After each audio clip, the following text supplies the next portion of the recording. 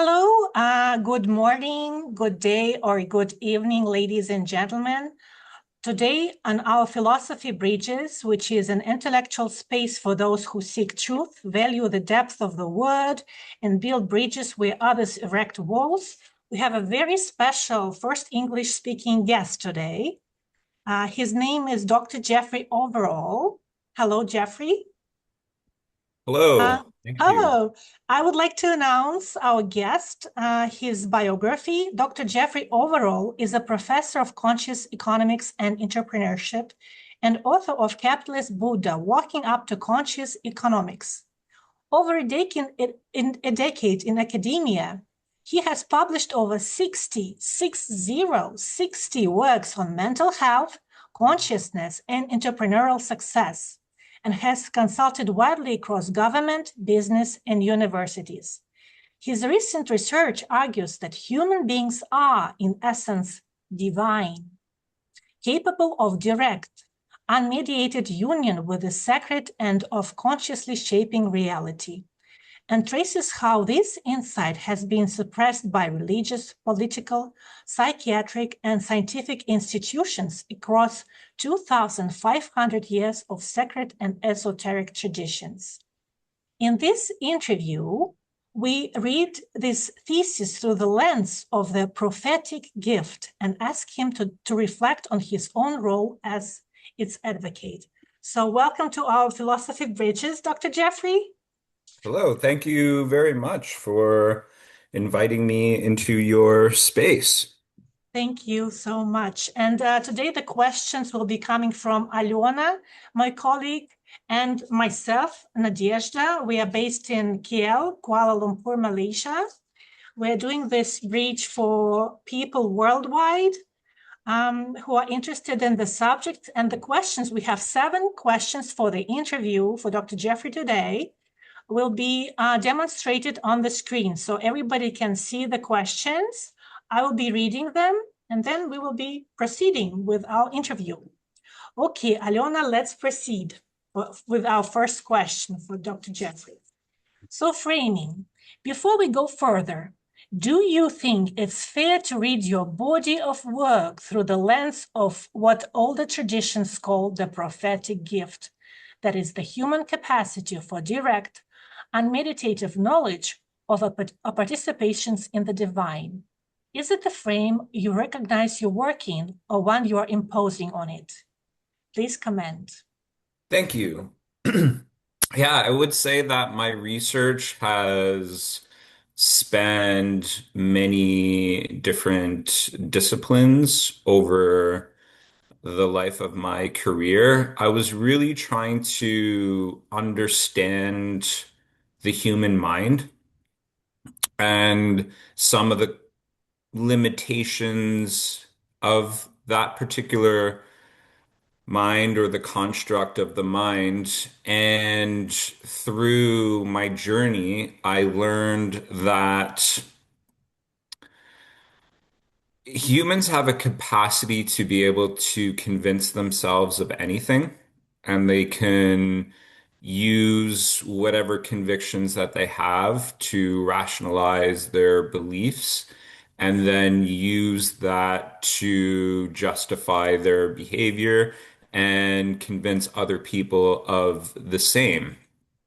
And I looked at that through the lens of how do people rationalize, unethical decisions, poorly made decisions within the context of business and then later just in life in general. And when I came to the conclusion of that, I was somewhat jaded around the potential of humans and their, I guess, yeah, their capacity for greater. And then I just continued on my own research, and I would call it my spiritual journey, my journey looking within. And then after several years of doing that, I just saw something that was different, and that humans have the capacity for greatness. And, the inside world and the outside world reflect each other. And I think that we all have so much potential, and I believe that every person is divine in nature. Oh, thank you. Thank you very much. Okay, then let's move to the second question. Aliona, can you please share the screen with the second question? If it does hold, do you see yourself as an advocate for that gift, reclaiming a case of others have made, or a scholar documenting a pattern you didn't set out to defend?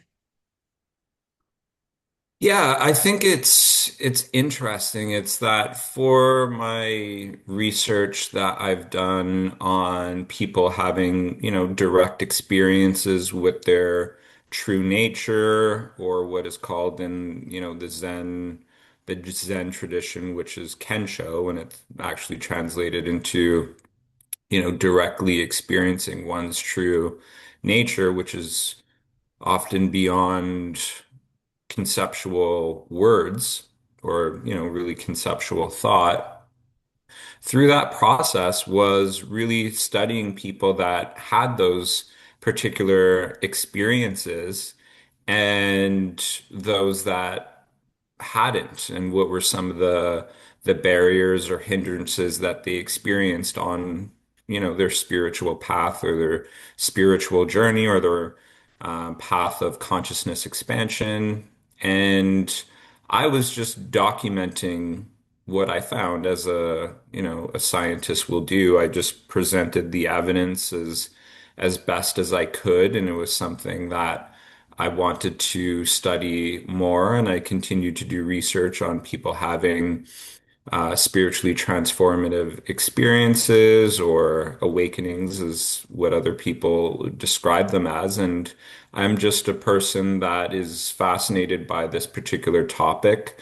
And as a scientist, I want to provide empirical evidence of that. And on my path of doing that, I've also looked at, what are some of the spiritual, mystical, or philosophical texts, and what is the evidence in those places. And then I just present the evidence as best as I can. And then in terms of is it something that I'm willing to defend, or if it's something that I set out to defend, I think that's an interesting question through the lens of scientific discovery. And, as a scientist, we are challenged to question our beliefs, and we're challenged to question our empirical evidences. And as scientists, as we create a theory, our whole objective is to try to falsify it and to find evidence to discredit our theories. And if they stand up to that through empirical evidence, then, we continue to look at those. And I think the part around defending is important to look at for scientists, because it's what are you defending? If somebody's putting forward evidence that is contrary to what you're presenting, and you're just, unwilling to question that you might have gotten something wrong, then in my view, you've shifted out of being a scientist into becoming something that is really potentially dogmatic.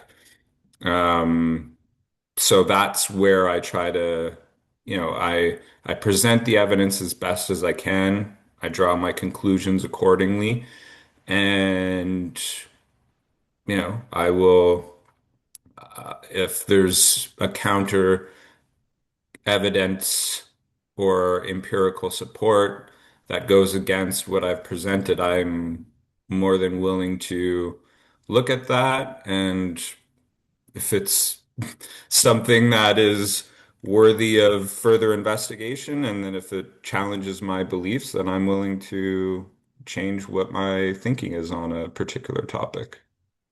Thank you. Thank you very much. Okay, moving to the third question, the institutional contradiction. You've consulted widely across government, business, and universities. in universities in particular are among the institutions your own framework names as agents of ontological subjugation. Now, do you personally resolve that? How do you personally resolve that? Are you reforming those systems from within, or does the university operate on different terms than the church or the clinic? That would be Yeah, the sorry, I cut you off. third question. Okay. Yeah, I think it's interesting. I don't want to paint all universities with a broad brush because not everyone will fall into the parameters that I will say next. I think a lot of them do. And from the experiences that I've had through universities and that type of context, I think that they have perpetuated a certain framework of belief, and I'll extend that also to science in general. And what I mean by that is the materialistic, rationalist, five senses type of scientific inquiry that is wedded to a particular view of scientific inquiry and for phenomena that can't necessarily be measured through the five senses are, I would say, not considered relevant or important. And I think within the context of a university that houses that type of belief system and institution, I think it can move into the direction of being unscientific. And that was a difficult experience for me to reconcile. I'm a student of Aristotle, and in my view, that the most the safest place in our society to have the most difficult conversations is supposed to be the university. And I found through several of my experiences that that wasn't always the case. I found myself censoring in the classroom, and I didn't feel safe to have difficult conversations around a multitude of topics. And as a result of that, it made me feel that the university environment wasn't embodying the tradition that it was expected to be. And I witnessed the same thing with science in general. As I said earlier, a scientist is supposed to, challenge their own beliefs, and they're supposed to be willing to consider contrary evidence. However, through my experiences, I saw in many instances of the contrary. I was seeing experiences where under the veil of science, or using science as a rationalization strategy, I would see ridicule of contrary beliefs, and I would see shaming, and I would see just discrediting. And I even saw it among people with Nobel laureate, Nobel Prize winners, that their uh, positions on certain topics were being discredited. And I felt that that was a very unscientific approach. And I looked at that through the lens of, well, this is really no longer science. This is something very different, and it seems somewhat dogmatic. And once, we can push that to the extreme. It's that once our beliefs are dogmatic and they're unwilling to evolve or shift, then we've, in a lot of ways, have become a religion. And there's been a lot of history between spirituality and science over the years, and religion and science. And I just found that has evolved for me, and I viewed in a lot of ways the university and the science within that institution felt very religious. And I started to see a lot of parallels and similarities between a university and a religion in that specific regard. Yeah. Mhm. Okay, thank you so much. Alona, any questions maybe from your side, comments? Or should we proceed to the fourth question then? Okay, going to the fourth. Psychiatric boundary. You describe psychiatry as the modern higher to Inquisition, reclassifying prophetic and mystical experiences as delusion. But you've also spent over a decade researching workplace mental health, a field built on diagnostic categories. Where do you personally draw the line between an experience that needs treatment and one that deserves recognition as the prophetic gift you're defending? Yeah, it's interesting. Thank you. Um, yeah, so I've been studying mental health in the workplace for many years, and it's been through the lens of burnout, depression, anxiety, stress in the workplace. And what I've been seeing through that process is, and this is a topic that's been very apparent for me well beyond my years in academia, really starting out in, I would say, my early adulthood and my observations of our society, and then later through my, I would call it my doctoral studies, and then onward through my academic career, where I began involved in this particular research on mental health in the workplace. And I've noticed that, and this Eric Fromm talks about this in his Sane Society text, is that our society is, in a lot of ways, through the lens of the workplace, sick. People are struggling in the workplace from the research that I've done, almost, I would call it a very high minority, or even, 50% of the workplace is struggling with some level of mental health, be that burnout or depression or something to that effect. And people will, say that, it's symptomatic to this type of thing or that type of thing, and they may try to diagnose it with through a particular lens, and then may try to remedy it through, maybe some mindfulness practices or some pharmacology. And those may be helpful in potentially addressing some of those symptoms. But I think the fundamental root of the problem is that the nature of work itself is generally quite unsatisfactory.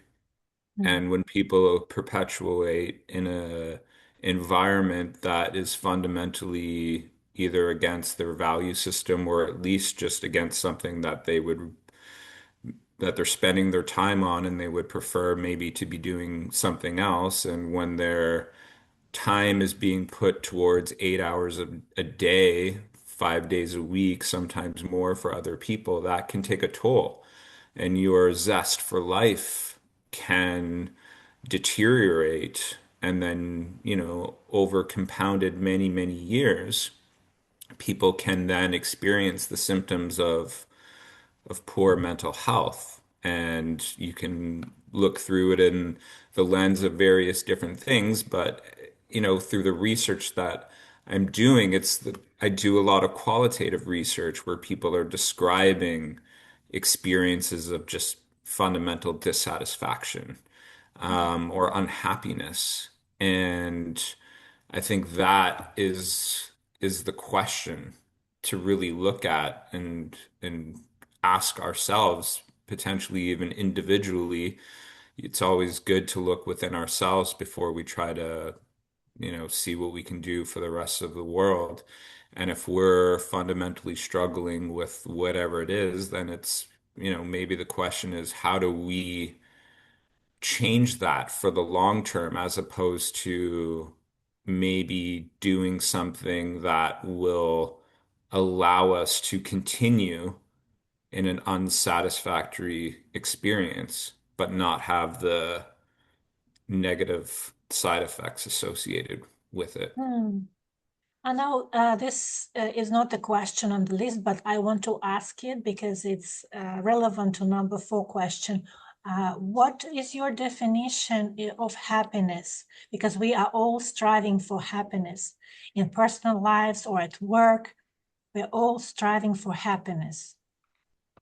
Yeah, I would think that for me, happiness would be when you first open up your eyes in the morning and you feel good about what you're going to be doing that day. Hmm. And you just have an uplifted sense of well-being in yourself, and Hmm. you're excited about the day to come. Hmm. But then coming to the workplace, people are getting stress and depression. Why? If this is the job of their dreams, let's say somebody wanted to work for like international company, traveling the world, I don't know, selling cartridges for printers. That's the biggest dream. Yeah. How to be with, is it work and Yeah, life balance sort of thing, the question?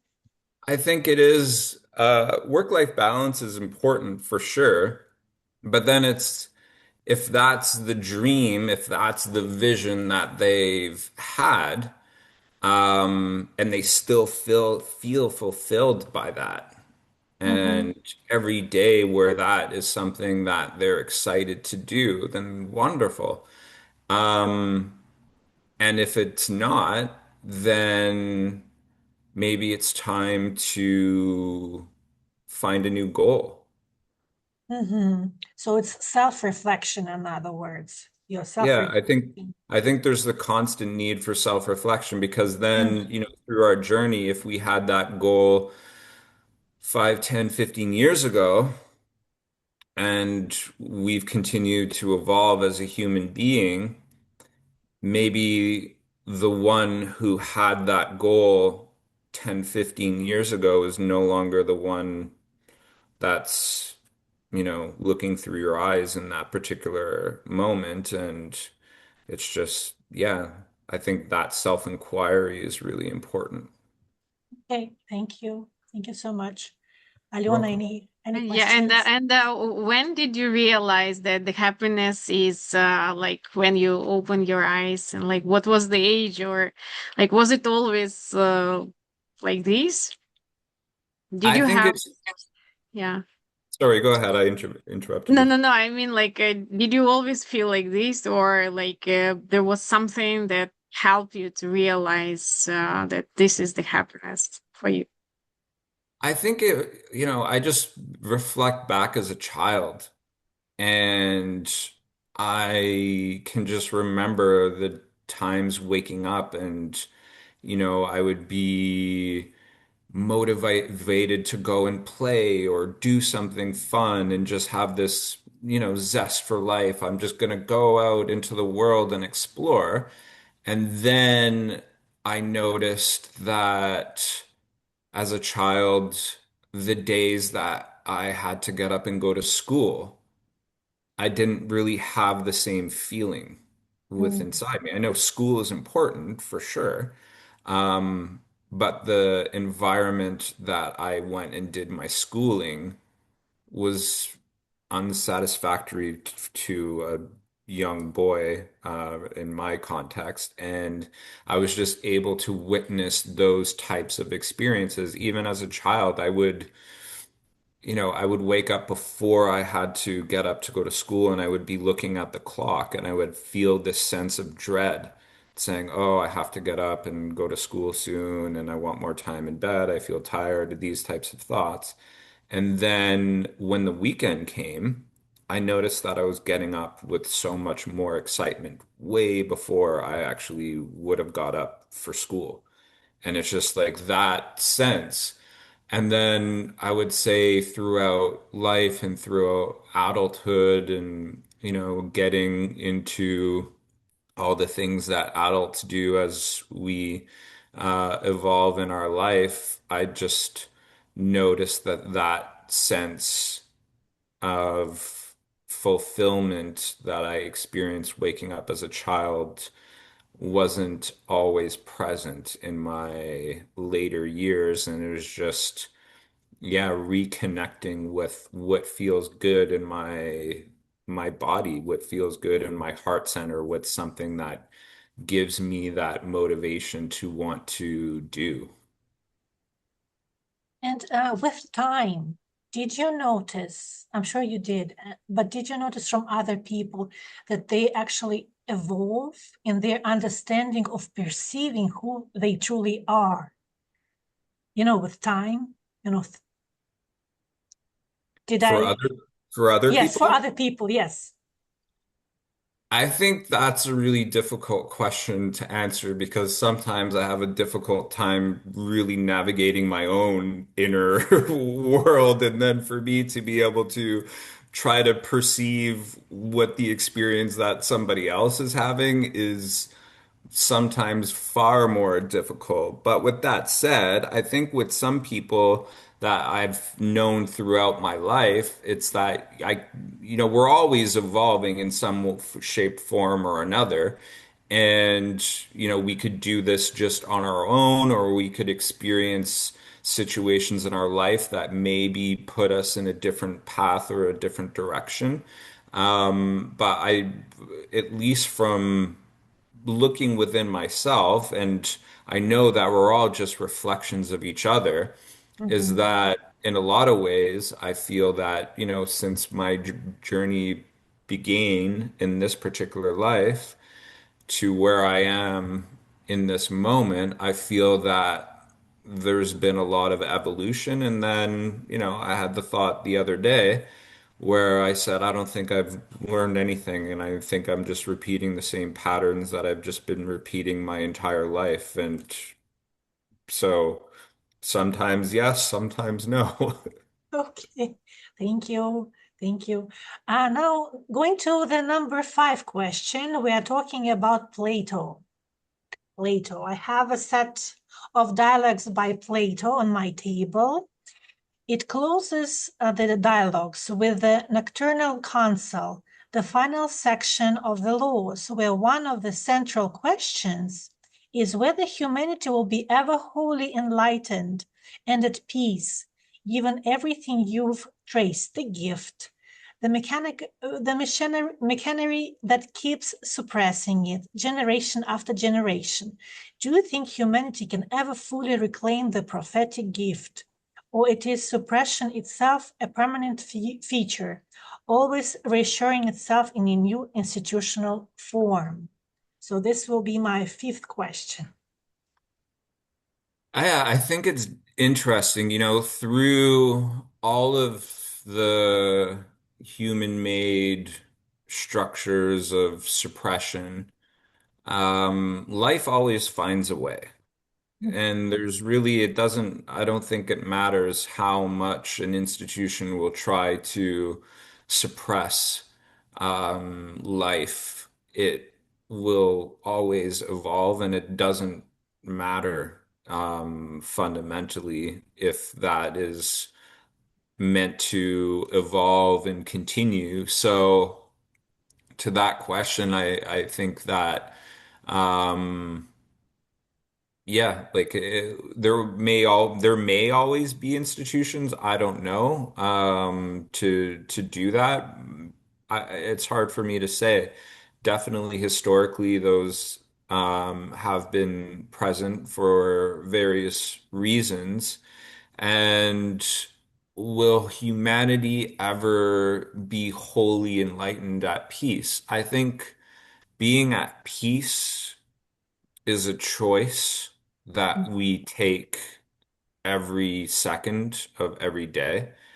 If and it all comes down to that. And for enlightenment, um, I've struggled with the spectrum of uh, will humanity or the conceptual mind ever be enlightened? Um, or has anybody ever been enlightened? Or on the other side of that, we already all are. And I think these are some of the questions that humanity has been asking itself for many, many years. And they're definitely questions that I am fascinated by and I inquire about regularly, often. And I think it comes to what I said earlier around beliefs. And maybe in this moment, I might feel that I think we all have the potential to do that. Maybe we already all are. And maybe tomorrow that'll change. Thank you very much. And the sixth question was coming from Aliona. Sixth, No.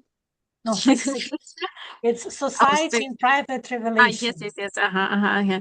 So, if every individual has direct access to truth, what makes society possible? So, like each of us has its own truth, and that will it lead to permanent conflict, or like how to organize ourselves then? Yeah, I think that's a great question. Um, yeah, I really like it. So yeah, if every individual has direct access to truth, which I believe, what makes society possible?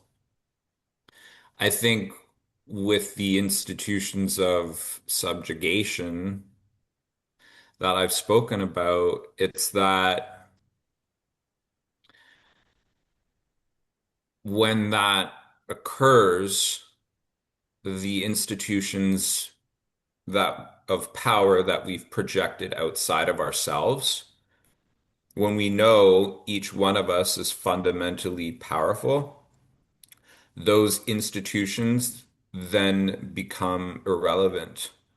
And as a result of that irrelevance, they no longer have the capacity for power and control over everybody else. And that power of control is what has been used to govern society.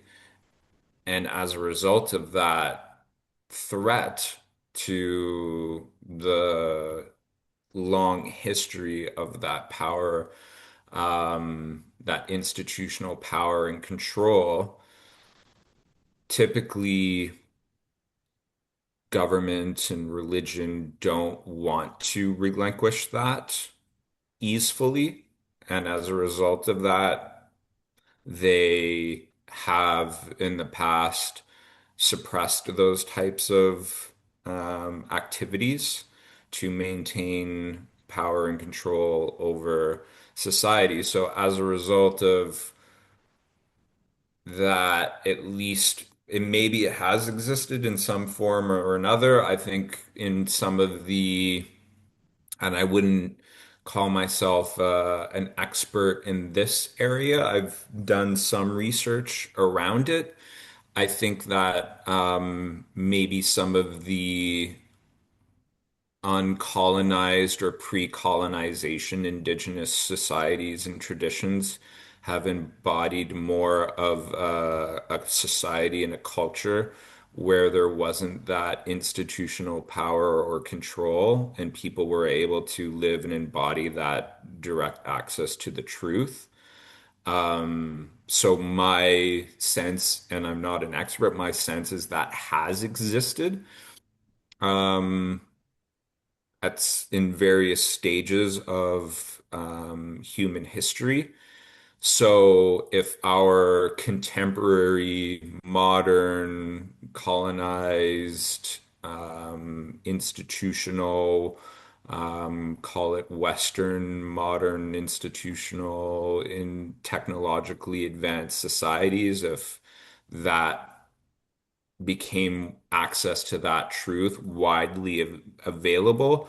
I think these are questions that should be discussed in universities and among modern science of how do we organize our societies and how do we organize ourselves in context where that occurs and that exists. And then through dialogue, debate, in a safe environment that can hold that particular dialogue, I think we'll be able to have better answers to those important questions. Thank you. Thank you. While you were responding to this question, I had this thought in my mind I wanted to address. And um, maybe truth is one, one truth. And whoever has a revelation, he or she has the picture of this oneness. And also the universities or universe, actually, it means oneness. Uni is one in Latin. So I think what you're saying, Doctor, I absolutely agree with you that, universities possibly should be the place where we should be discussing this type of issues. That's just coming from my mind when I was listening to you. Okay, number 7, which is our basically last questions for you today. Practice paradox. Your own daily practice, meditation, drumming, structured hours of stretching and walking, is a tight discipline. Isn't it a paradox to reach for an undisciplined, unmediated prophetic gift through such a rigorously scheduled regime, using the institution's own tool, discipline, against them? That's a good question. I am, I would say, I'm a human, so as a result of that, I have my limitations and I have a tendency to like structure in my life, and I like a scheduled environment, and I try to stay within that.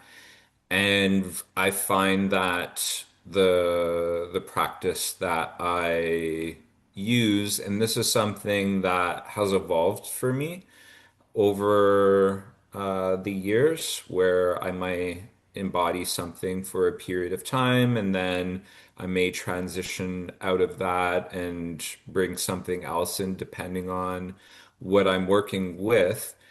This practice requires for me to get up early in the morning, and as a result of that, it requires me to go to bed in the evening, and through that process, there's sacrifice that is required because I only have so many hours in the day, and I still need to do some activities that will fall into the work category. So I do sacrifice some sleep, and I do sacrifice time that would be spent in my past through, I would call it escapism. So I'm spending less time, let's say, watching hours of television, which is something that I used to do. And so I still do that for sure. But I don't do it as long as I could. And then I find when I'm engaging in this particular process is that now I have the space carved out and I can just be with my practice, and my thoughts will be there. My conceptual mind will be thinking, and it'll be thinking about the day, or it'll be projected more out into the future of things that I want to do. And then that will quiet down and it will allow me to listen and to be in a place where I'm not so preoccupied with my thoughts. And then I could just be open to whatever else wants to be present. And I find that, when I'm out for my walk, I'm engaging more in the moment. I'm more present. I'm able to observe my environment with more attention. I can, I'm witnessing plants and animals with more excitement and awareness. And I find that just by engaging with that on a regular basis, daily, when I'm functioning in my, work or with friends and family and relationships, I'm more present and attuned to what's happening in the moment. I'm paying attention better and hopefully I'm listening better. And that's something that I would say gives me that um, zest for life more. I still wake up some days where I'm like, ugh, I don't want to do this today. But I still have that sense of I'm excited. There's an excitement. There's something that's I'm going to be doing that I enjoy and find peace in. And then if it comes to a point in time where it just feels like a chore or something that I'm no longer fulfilled by, eventually it'll probably just find its way out. I might not do it immediately just because the habit's there and I'm a person of structure and I might take a while to evolve out of something, but eventually I'll get there. Hey, thank you. Thank you so much. So this was the last question of ours, but we have one more thing. One more thing before we let everybody go today. In Malaysia, we have wonderful books collections, especially old books. And recently I found this wonderful book. It's a very old book. I think it comes from 1930s. So it's called Follow the Gleam. And the author of this book is actually George W. Hollister, who was the member of the Commission of Christian Education of Malaya Conference. So he was a priest preaching in Malaysia. And there is a wonderful story in this book, Follow the Gleam, that he composed. It's a story of Wawasa, an Indian, North American Indian, living some time back. And it's a story about basically inner voice and hearing your inner truth. So I think it's somehow related to today's topic on one hand, and on the other hand, I think it's somehow related to self-knowledge because as Plato is indicating in his dialogue Alcibiades 1, he's talking about that true leaders need to know themselves and be able to of managing themselves. Don't you agree?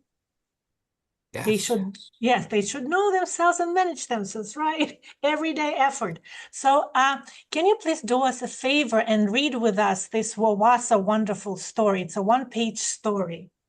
Yes, I would Thank you be so Yes, I would be delighted to read with you this. It's the first time, so I'm excited to see what this story is all about. I've never heard of it before, so like all of you, will be experiencing this together. Yes, All right, so shall I begin? yes, please do. Okay, so Follow the Gleam by George W. Hollister, Wawasa.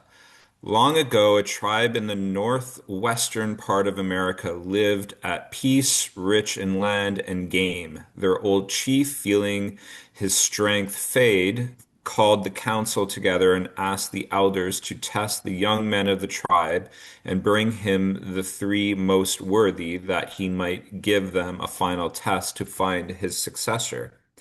After many trials of strength, skill, and endurance, three were chosen: Nakado, the swift of foot; Moana, the quick of hand; and Wawasa, the thinker.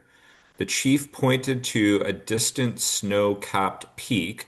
That is the peak of the chiefs.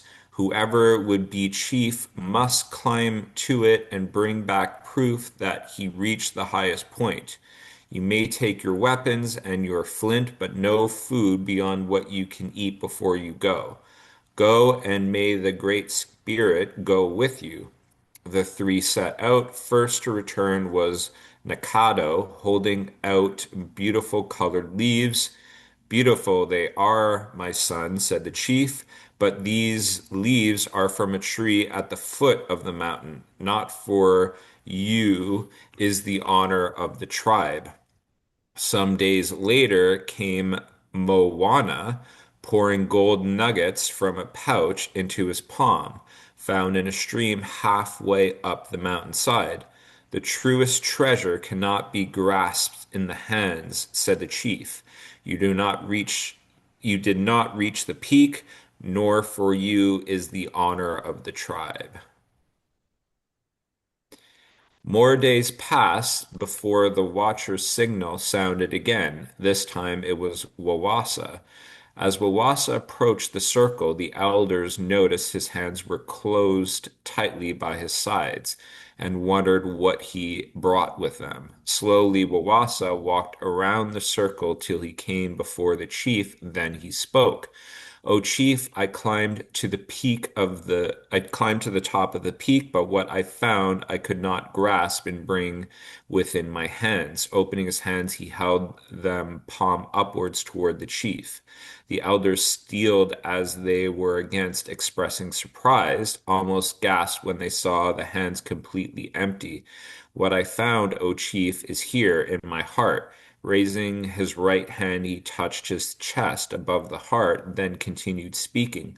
I stood upon the huge rock at the mountain peak, and in the distance I saw where two great rivers joined as one, and still further on I saw where the one great river flowed into the sea. And as I stood, I felt the Great Spirit by my side. I heard the Great Spirit speak within. Wawasa, spoke the Spirit, you must look on every older person as a son would look on his father or his mother. You must be as a brother to everyone that is young. Never act in anger. Let every act and every word be honest and truthful. In every deal justly, but temper justice with mercy. If you look to me, I, the Great Spirit, will be your guide.